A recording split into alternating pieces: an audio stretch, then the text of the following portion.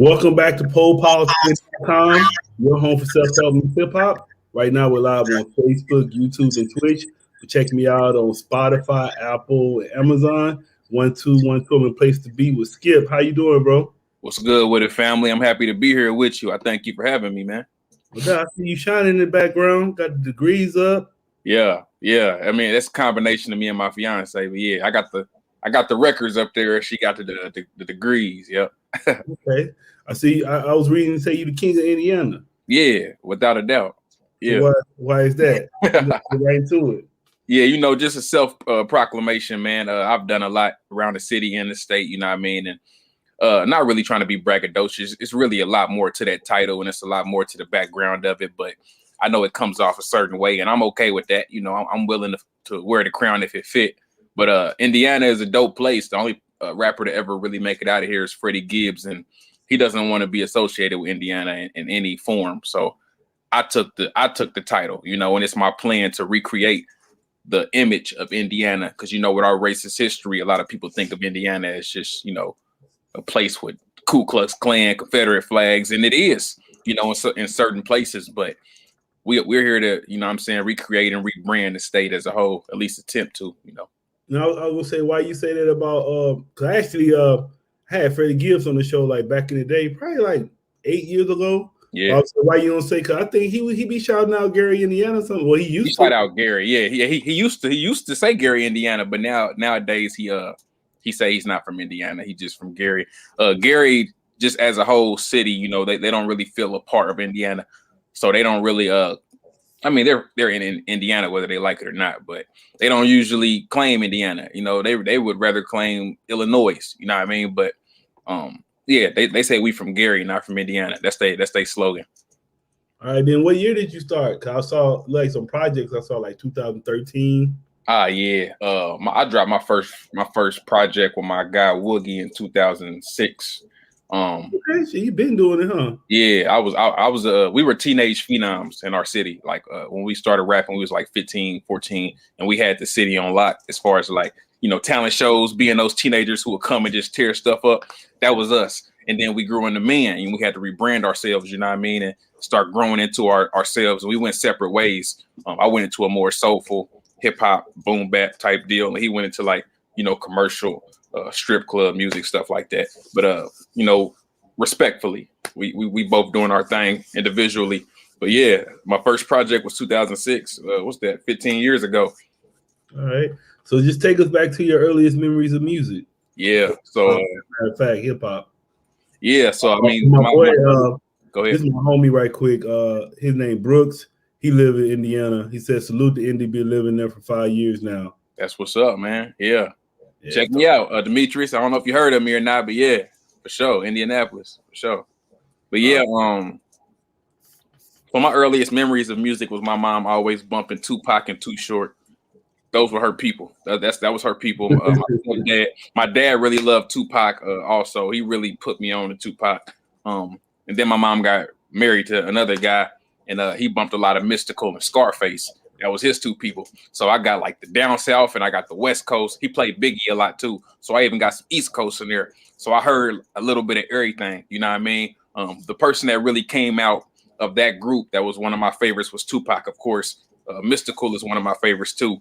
But in our household, we didn't really communicate much. You either got a pat on the back or you got a pat on the ass. Excuse my language. I don't know if I'm supposed to be cussing or not. But so I think music started for me when I just started writing down them emotions and them feelings, you know what I mean? And I don't think it was even lyrics at first. I think it was just, getting it out, because I've always been a good writer, even in like English class and stuff like that. And, I was a black male, grew up in the hood, so I was influenced by hip hop. So eventually those words turned into lyrics, and I started writing in middle school. But I didn't actually start rapping until 2006 when I met my guy. We kind of motivated each other to actually turn this into a thing. You know what I mean? And as soon as we did that, like the city just went crazy, because back then it was straight punchlines. That was Cassidy and J.R. Ryder and all these people that was hot around that time, punchlines. So me and my guy we really had some strong punchlines, and they just loved it. You know what I mean? And that's how it all started for me. Oh yeah, he came back on. He said he about to get some tracks and share them to his page. Much love, man. Much love and appreciation. All It's right. ironic that he's in Indy though. Yeah.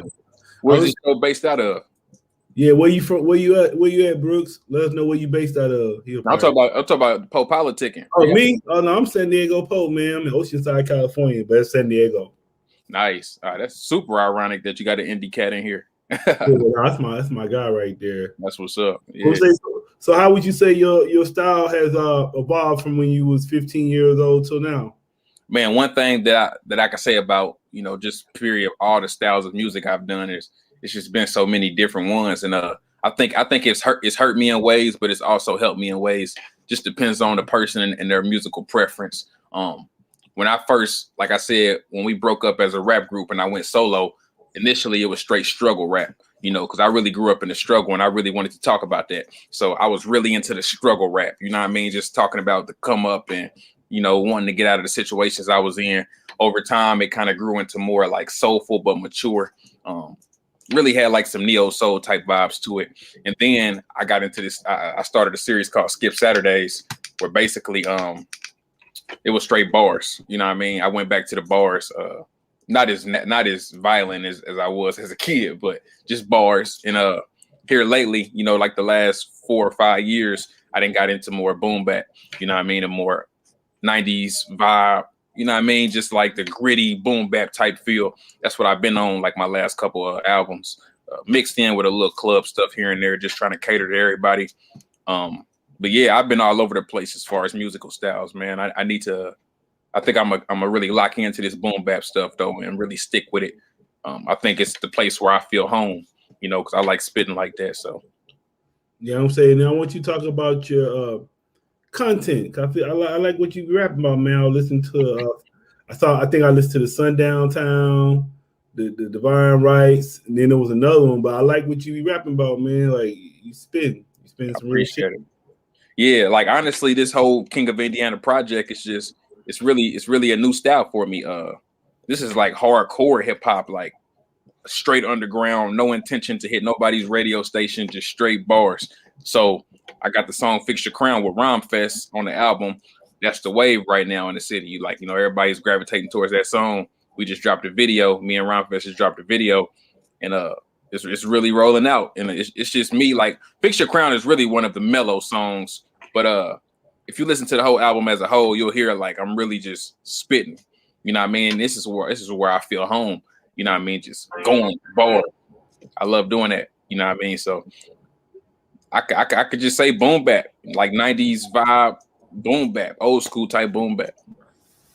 And you was talking about your current project, so you just want to talk about it some more. You were saying King of Indiana.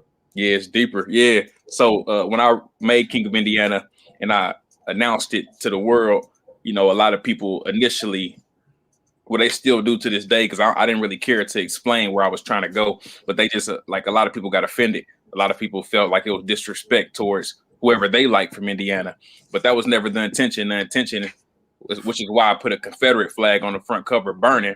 The intention was to rebrand the state of Indiana. So I frequently chart on iTunes whenever I drop an album. I basically know I'm gonna hit the iTunes charts. So I felt like if I'm gonna keep being on these platforms that are all across the world and people are seeing my name, I want to put Indiana on.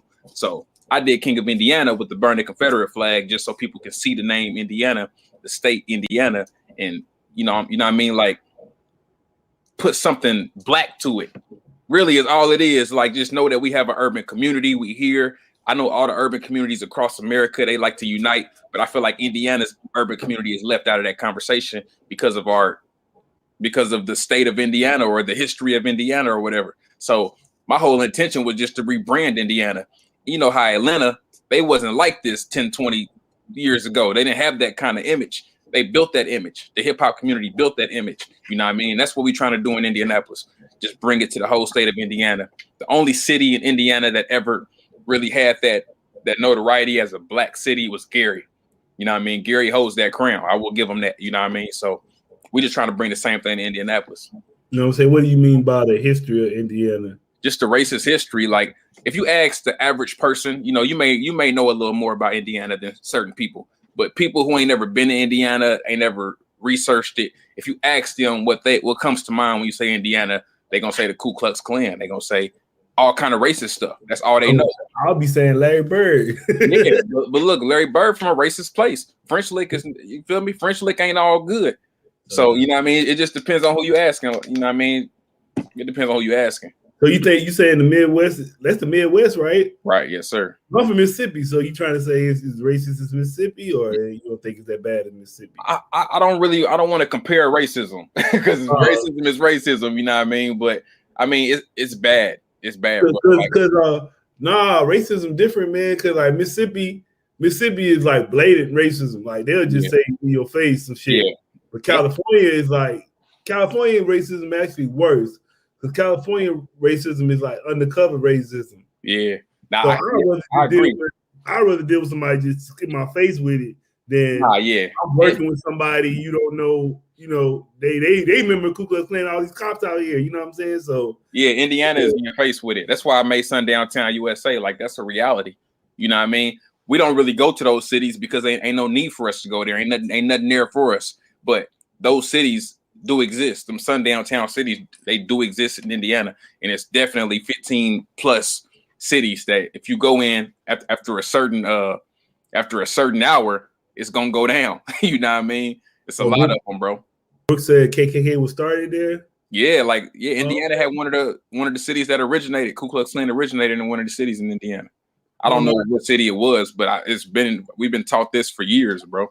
Yeah, cause I guess people be thinking because you know a lot of people like they always left Mississippi and they went to Chicago, so you always like the Midwest ain't as bad, but that's crazy. Illinois is bad too. But like I said, when you talk about these big cities, it's not as blatant in the big cities as it is in these little small cities around the big city. They don't bring that to the big cities, bro, because we here. You know what I mean? I ain't saying they scared, but they ain't stupid either. What's the average day for you right now? Oh man, I have like lots of interviews. I probably do like 2 interviews a day. 9 times out of 10, I'm studying, trying to find a new blog to hit, trying to find a new podcast to feature on, trying to find a new playlist to have my music featured on.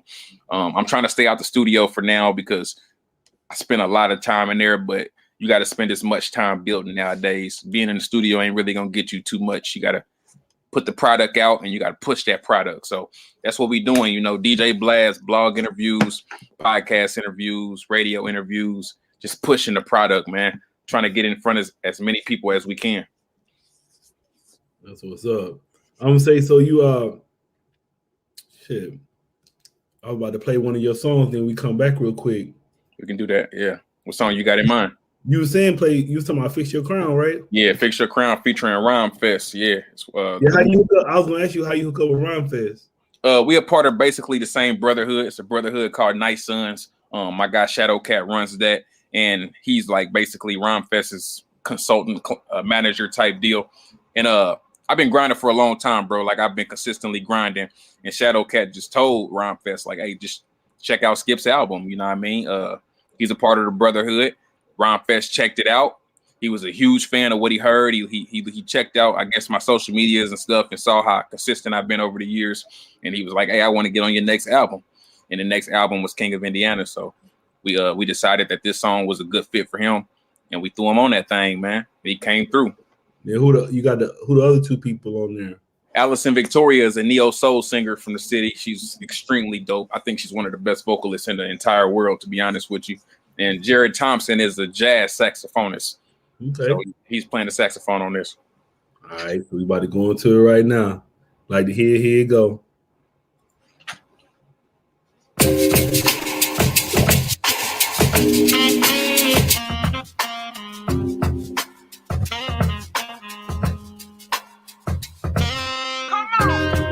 Baby, waiting for the perfect time. If you look, you might see the signs. You know with power comes corruption. I will stand with you, my loved one. Don't ever let them see you down. Pick your head up and fix your crown. Where would I be without my backbone? How could I eat without my trap phone? They tell me heavy is the head that wear the treasure, but luckily I got my queen to ease the pressure. We on the cloud floating like a feather. Bought her a mink with leopard heels, leather pants, my guilty pleasure. She said if they don't want to spin it, break your own records. We too respected, not affected by a home record. Royalty, business style, I'm so noble. The type to cash out before I even know the total. Wealthy in spirit, the money's just the illusion. You can't pay to be solid, what is you stupid? Time to make a deposit, I'll meet you at the castle. They predicting our journey, that's only half the battle. Keep your foot on their neck, crushing their Adam's apple. You belong to the top dog, they gunning at you, my queen. Baby, they waiting for the perfect time. And if you look, you might see the signs. You know with power comes corruption. I will stand with you, my loved one. Don't ever let them see you down. Pick your head up and feed your Crown jewels in my heart, crown royal in my glass. Those stones at the throne, I will clown on your ass. I got heaven in the future from the hell of a past. Baby mama used to throw my daughter mail in the trash. So she never got my love letters. I need to tell her, princess, you my successor. Such pressure on the diamond, cause Chicago's rough. Niggas will promise you the world and never follow up. See, that's how they cut. Watch, don't even talk, just listen, they gon' fuck up. God. See, Solomon was gon' split the baby to solve. I'd rather split a bag and get a nigga mad when I multiply my half and show him what he coulda had. Fuck a coulda, shoulda, woulda when you grew up on the 9 and they never understood you. Veil on their eyes, they could never see the enemy or the enemy. Illiterate niggas cannot read energy. Couples be waiting for the perfect time. If you look, you might see the signs.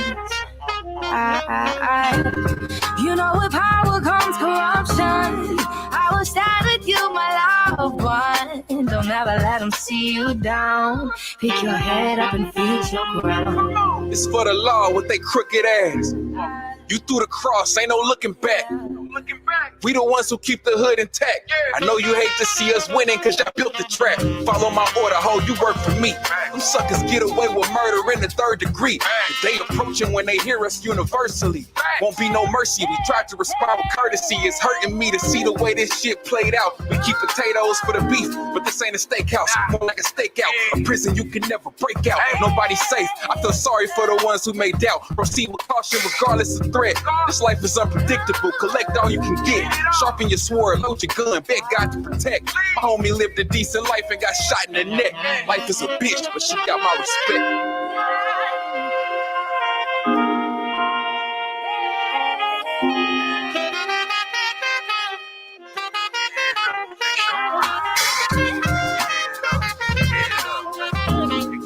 Great power comes great responsibility. Pick your head up, pick your head up. I'm with all the smoke. Pick your head up and fix your crown. You got it. Pick your head up, pick your head up, right? Pick your head up and fix your crown.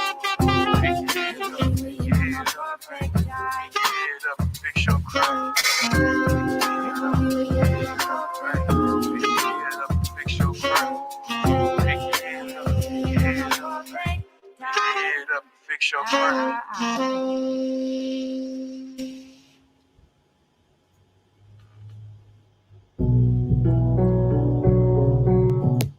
That's hard right there. I appreciate that, family. Right on. I would say that was your wife on the part when using the mirror. Yeah, my fiance for sure. I would say, Ron Fest, I like what he said though. He said literate niggas can't read energy. Yeah, that's hard right there. That was a heavy bar right there. That was a heavy bar. Yeah, I would say then so we got some comments, man. My homie, I just actually had him on yesterday. His name Andrew Lozano. He a producer. You should probably holler at him. Yeah. He said, "Oh, this is nice." Okay, let's link Andrew for sure. Then he said, "Definitely on point." Then Brooks came back, gave you some flames. I appreciate that. Got the Holy Ghost hands. I appreciate that. Hard, I like that though. That's smooth right there. Yeah, that's one of the I don't want to call it down records, but just more mellow records from the album. Majority of the album hit heavy. It's bar heavy, the bass hit heavy, the snares crack. But that one was, that was the mellow part. You know what I mean? Oh, here go Brooks. I like. This was the line I like from you. The line he just said. Yeah. My man said my boy lived a decent life and got shot in the neck. Yeah, and that's a true story. You know what I mean? Like that really messed me up to know that a good-hearted person could go the same way a demon could go. You know what I mean? Like it's no rules to this life. Like anything is possible, and that really brought a lot of things into perspective for me. So, for sure, appreciate it, Kimmy. Yeah, she said that was dope too. I'll say. So, what do you say like motivates you the most with the art? Like, is it the money, the fame? Well, I tell you what, man, like it's been a very, very long time coming, and a lot of people think it's all sweet, the music grind, man, but it's one of the hardest things ever, man, and it takes a really strong-minded person to stick it out, especially 15 years like I have, you know what I mean? But I'm really motivated by the finish line, and I'm also inspired by all the things I've been able to accomplish, you know what I mean? Like if I wasn't able to accomplish as much as I have, I probably wouldn't be as hopeful as I am. So I'm just grateful to have so many accomplishments and so much validation and progress. You know, even after all these years, like the albums get more and more successful. So just to get that validation and see that progress, it really means a lot to me, you know what I mean? So the finish line really inspires me because the last place I want to go is back to where I was in the streets. I don't want to go back there. So I'm really just driven to make this work. And then what are some of the accomplishments you're most proud of? Man, in my city, bro, I've done so many amazing things. My face been on the side of a city bus. I've charted on the iTunes charts. My last 3 albums charted in the top 15 on the iTunes. I've been invited to the Grammy Awards. I've been on the news. I just did an interview yesterday with Channel 6 News. I did an interview with Channel 13 News. So much stuff, bro. I've done tour dates with Babyface. Babyface is from Indianapolis, Indiana. I've opened shows for Mystikal, DMX, Floetry, Too Short, DJ Quick, like so many people. You know, I've just been blessed to do so much. And I'm just grateful for that. Like I said, that validation and that growth and that progress. And it just shows me that I'm working with something. I got potential to be something, you know, and that's what keep me going. Yeah, and I read you hooked up with you like got a mega manager. You went and got like Bobby Brain Heaton or something. Yeah, he used to be the manager for Babyface. He managed Field Mob. I don't know if you know Field Mob from Yeah, I had Smoke on the show a long time ago. Yeah, Uncle Jim's is his name. He managed them. He managed Babyface once upon a time. You know, he's done a lot of things. He's won Grammy Awards with Mariah Carey. Yeah, so he got song credentials with Babyface and Midnight Star. Play Another Slow Jam. He got song credentials on that, and you know, like he's done a lot. And he was just an amazing business person. Like his mind was so intricate and advanced. So I definitely was able to pick up game from him for 8 years. You know, I was with him for 8 years. So okay, so what made you hook up with him? Because you know, a lot of people would have just been like, you know, some people. I don't know. So talk about what was your management situation before that. Then what made you link up with him? Well, I met him at 19 years old. So before then, I didn't even know nothing about the music business. What happened was in 2012, I had a really, really good run.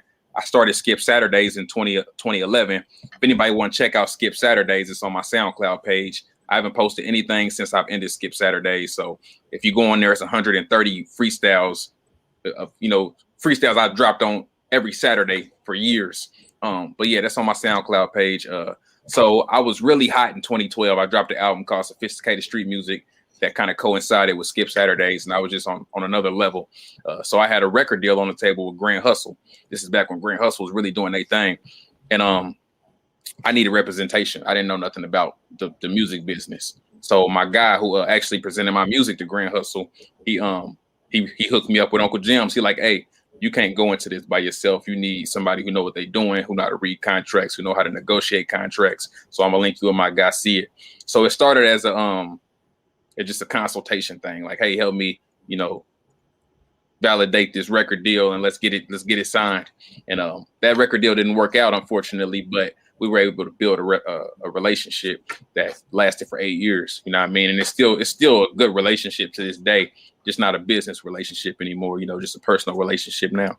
But yeah, that's how I met him, needing representation. Man, I want you to talk about your creative process when you're making a song, and then how were you able to? How long you said 100 songs? So that was like you said a couple years. So yeah, Skypp was able to do that every Saturday. That was a lot of work.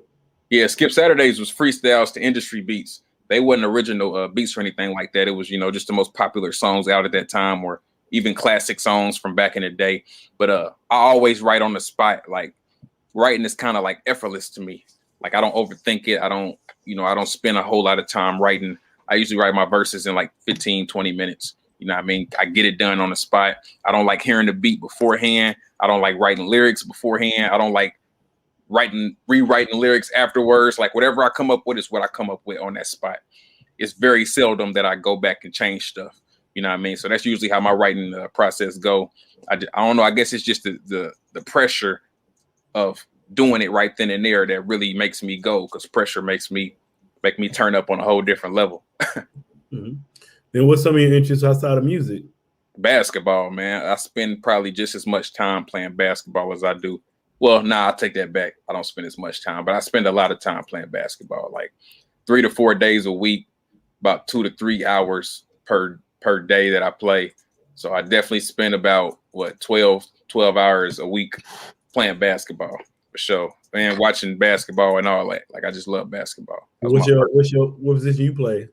I'm usually a guard because I'm not the tallest guy, but I'm known for defense. Like, I play extremely good defense, like defensive IQ, and just the knowing what the player, what move they about to make, you know, breaking down they plays. Like, I'm just a really good defensive player. You like Ron Artest? Ron Artest a forward. I say more like Patrick Beverly, something like that, but not as much of an irritant. I'm not like he a little extra. He can get real dirty and stuff. I don't got to get dirty. Like, I just play good defense. So something along the lines of him. Just, they call me a 3-and-D player, so I D up and then I sit corner and shoot the threes, or sit on the hash and shoot the threes. But yeah. Are you a Pacers fan? I love the Pacers because it's Indiana, but we are disappointed with them every time they step on the court. Yeah, I used to like them back in the day though, when they had with Jermaine O'Neal and all them. Yeah. But I was like, man, I guess because of Jordan though, I just knew they could have won one year. Like, you know, back in the day, then they had like they had Deadly Strip, right? And Rick Smits and Dale Davis. I don't think they had the first dude you said. He was on the Sonics. Yeah, but he went to the Pacers afterwards. I don't think so. I don't remember him coming to the Pacers. But we had Rick Smits, we had Mark Jackson, Austin Croshier, Mark Jackson, Reggie, Ron Artest, Jermaine O'Neal, Steven Jackson. Like, that squad was nasty. Dale Davis, like you said, Jeff Foster. We had a squad, man, and we made it to the finals. We made it to the finals and got put on up out of there. Oh, I said could never mess with Jordan though. Even it wasn't him, it was the Knicks. Yeah, I forgot who we played in the finals because they both in the Eastern Conference, so we had got past both of those teams. I forgot who we lost to in the finals that year. Oh, Lakers. Lakers, yep, it sure was. But I said that in the freestyle too. Like, yeah, like that's really just the state of Indiana. Period. Like, we always get so close with music, with everything else. Like, we just known to get close and never no cigar though. Always falling short. Yeah, I say old boy played with the Pacers for 4 years, then he went to the Sonics after that. What's his name again? Deadly Strip. I know him. I don't remember him ever playing for the Pacers. Yeah. That might have been a little before my time. Yeah, I said a little before you. Yeah. I remember Rick Smits too, though. Yeah, I loved Rick Smits, man. He was a little soft, but I loved him though. So what you think about you a football fan too? I know some about football. I was a real big football fan about 10 years ago, but here lately I usually You was a Colts fan? Nah, I definitely it depends on what year, but I was never a big Colts fan. I definitely loved them when Peyton and Edgerrin James and Marvin Harrison and Reggie Wayne was running the league, Bob Sanders and all them. Like, I appreciated that, but just like any other time, bro, Indiana sports always falling short, but we definitely got a Super Bowl victory. That's one thing I can say. We got that. Then what would you say? What's a fun fact about you? Man, I usually say that I write songs in 30 minutes. That's usually my fun fact about Skypp. But let me see. You already said that. You said 15. Yeah, I know. That's what I'm saying. That's what I usually say, but I didn't already said it. All right, so I will say that once I ended Skypp Saturdays from all the copyright infringements from using other people's beats and stuff, I had a lot of issues with that. When COVID-19 started, I started a new freestyle series on my Instagram page called Quarantine 16s.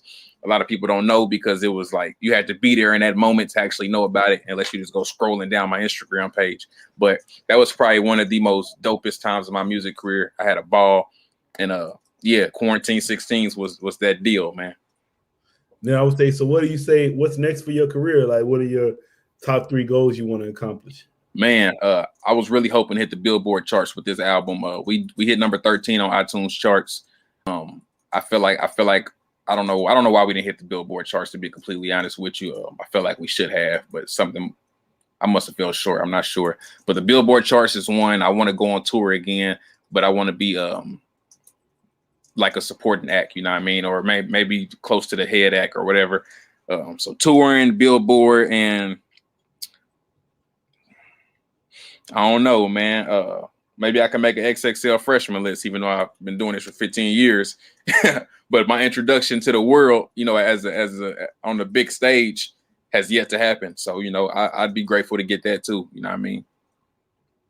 Yeah, shit. I know you probably be especially what I know. Do you be thinking like, I know probably not, but I just want to ask you anyway. Do you be thinking sometimes like, damn, what if I did come out when Grand Hustle was popping back then? Man, yeah, I think about that, bro. And the bitter part about it is I never heard anything about it. It wasn't like, you know, we sat down and we had a talk and it just didn't work out. It was like it just disappeared.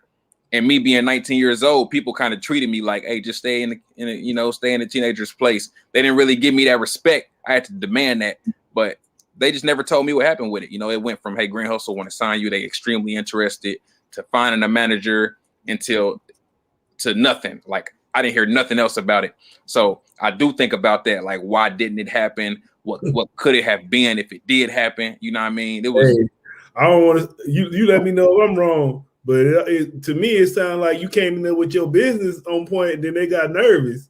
Nah, if you came in there with yourself, then maybe it would have been different. I don't think, like I said, bro, it was never a meeting or nothing. Like, it wasn't none of that. Like, it was, hey, they want to talk to you, find representation, and then nothing. I don't know. I don't even want to try to assume what happened. I just feel like either, I don't know, bro. I'm not even going to try to assume. But I was really upset with the fact that I didn't hear nothing about that situation ever again. Not even to this day. I ain't heard nothing. You know what I mean? So I just wonder, like, what happened? You know what I mean? But yeah, things could have been crazy, bro, because back then I was a whole different type of artist than I am now. And I just know that, you know what I mean? Like, with the fan base I had, I was on the right path musically. But after that, I changed my whole style up. You know what I mean? So who knows what could have been. And then what would you say to like you said, you've been doing it for 15 years. So what would you say to any artist, like, I guess a new artist is just starting? Like, what would you say as far as like staying motivated, keep at it? Yeah, my number one piece of advice is always to try to keep the emotion to a minimum. I did the same thing when I was a teenager, man. I came into the game thinking everybody was against me and people was blackballing me and all this just because I wasn't getting the recognition I felt like I deserved. But I learned the hard way, man. It's never personal. It's always business, and you get what you work for. So you may feel like you're the hardest working person ever, but maybe you're working too hard and not working smart enough. Always let it fall back on you. Don't be out there blaming everybody else for your shortcomings. Keep emotion out of it. Stick to the grind and just go hard, man. Keep the emotion out of it. Trust me, it ain't gonna do nothing but push people away from you when they see you acting out emotionally. So just keep a business mind, keep steady, and go get it. You gonna get it. Trust me, you gonna get it if you stay steady. That's what's up. And then what would you like to say to your fans and supporters? Man, thank y'all for years and years of nonstop, constant, uncompromising support. I really, really appreciate it. You know what I mean? It's been a long journey. I appreciate y'all sticking it out with me. Some people have disappeared. Some people are new to the journey, but whoever you are, wherever you are, I thank you just for being here, for giving me a chance, the time of day. And I'm definitely not going to let y'all down. Just thank you. I would say, did you see the George Floyd verdict? I did see that he was guilty on all 3 counts, but you know what I mean? I don't really try to get into that too heavy because, like, I just feel like it's so much work to be done. You know what I mean? It's a victory, nonetheless, if it's even official, bro. I don't know how it's some powers out there that's real evil, man, but it's a victory nonetheless, you know, and it's a lot of work to be done outside of that. What's up? All right, man. I want to say thanks for coming through Politic with me. Yeah, my pleasure, man. I'd love to be on here another time, man. Chop it up with you. Appreciate linking with you, man. And we got to connect on social media somehow, man. With follow each other or something so we can stay in touch. Yeah, I think I hit you up. I followed you already, but yeah, man, we're gonna have to whenever you come out with something else, hit me up for sure. Cause like I said, I like the music, man. That was what I was gonna say too, man. I know you were saying like this kind of like new style for you. Yeah, the boom bap style is kind of. I think keep doing it. I think this is gonna be it for you, man. It sounds good. So I appreciate that sincerely. I think you'll get it'll come to you, man. You keep doing it like that because you spitting. I appreciate it, man. Right on. You want to tell me your social media and everything? Yeah, SKYPP is how you spell Skypp. SKYPP317 is my Twitter and Instagram, and my Facebook fan page is SKYPP. Or you can just visit my site, official SKYPP.com, officialskypp.com. Why you call you Skypp? I just came up with it. It's just a random name, and I wanted to spell it different, rather than just spelling the SKIP. But ain't really no crazy story behind that. I just came up with it with my mama one day, and bow, we just let it be. All right. Any shout outs? Shout out to the producers of King of Indiana, Shiny D and Jason Bain, Joey French, Zero the composer. Shout out to the featuring artists. Shout out to Rhyme Fest for coming through and selling the whole album. Shout out to the supporters, of course, and shout out to you for having me, man.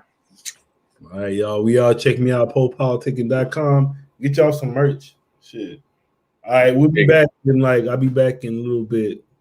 Check me out.